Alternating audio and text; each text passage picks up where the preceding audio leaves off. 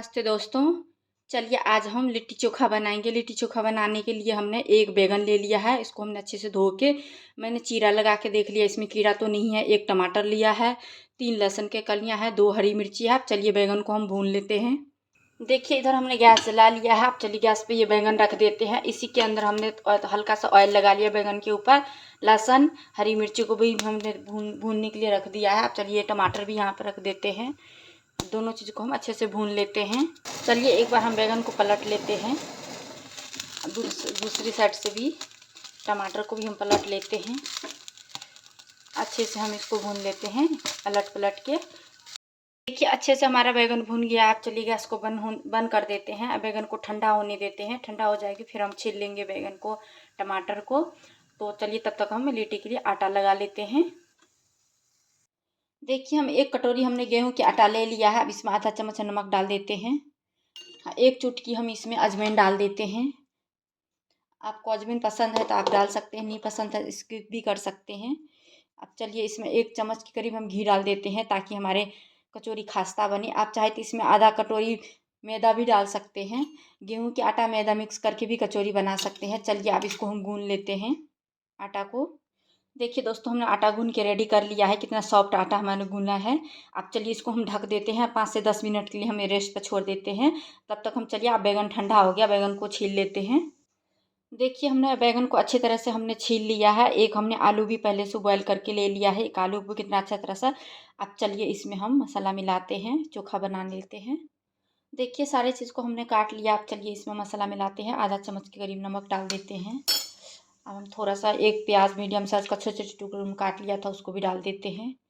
थोड़ा सा धनिया पत्ता भी डाल देते हैं क्योंकि चोखा में धनिया पत्ता बहुत अच्छा लगता है खाने में। अब चलिए ये हम आधा नींबू निचोड़ देते हैं इसके अंदर।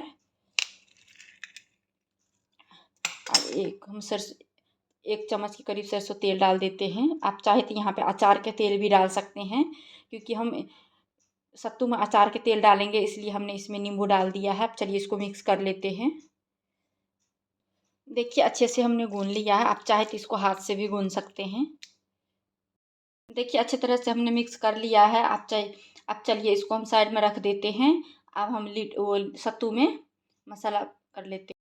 देखिए दोस्तों हमारा चोखा बन के रेडी है। अब चोखा को हम साइड में रख लेते हैं। अब चलिए हम सत्तू में मसाला मिला लेते हैं। देखिए 1 कटोरी हमने सत्तू ले लिया है। अब इसमें हम आधा चम्मच अजवाइन डाल देते हैं, कुटी हुई काली मिर्च डाल देते हैं। आधा चम्मच इसमें नमक डाल देते हैं क्योंकि 1 कटोरी के करीब हमारा सत्तू है। अब इसमें धनिया पत्ता डाल देते हैं, प्याज डाल देते हैं, कुटी हुई अदरक लहसुन हरी मिर्ची भी डाल देते हैं। देखिए कुटी हुई हरी मिर्ची अदरक भी डाल दिया है। अब इसमें हम आधा चम्मच के करीब हम वो डाल देते हैं, अचार के तेल डाल देते हैं, अचार मसाला। अब चलिए हम आधा चम्मच के करीब डाल देते हैं। देख सकते हैं ये अचार का मसाला है। आप चाहे तो यहाँ पे कलौंजी भी डाल सकते हैं क्योंकि हमारे पास कलौंजी नहीं है, तो आप चाहे तो कलौंजी भी डाल सकते हैं। अब चलिए इसको मिक्स कर लेते हैं। देखिए आधा चम्मच के करीब हमने नमक डाल दिया है। चलिए इसको मिक्स कर लेते हैं। देखिए हमने आधा चम्मच के करीब सरसों तेल भी डाल दिया है क्योंकि हमने मसाला वाला तेल भी यूज किया और ये प्लेन तेल भी यूज किया। देख सकते हैं एक चम्मच के करीब है। इसको भी हम अच्छे से मिला लेते हैं अच्छी तरह से। देखिए अच्छे तरह से हमने मिक्स कर लिया है सारे मसालों को सत्तू के साथ। अब चलिए हम लिट्टी बना के रेडी कर लेते हैं। इधर हम गैस जला देते हैं, उसमें हम तेल डाल देते हैं। तेल गर्म होने के लिए रख देते हैं। तब तक हम लिट्टी बना लेते हैं, जब तक हमारा तेल गर्म होगी तब तक। देखिए हमारा आटा भी अच्छे से सॉफ्ट हो गया है, कितना अच्छा सा। आप चलिए हम इसको हम छोटे छोटे लोई बना लेते हैं। देखिए कटोरी की तरह हम इसको हम सेब बना लेंगे। अब इसमें हम वो सत्तू भर देते हैं।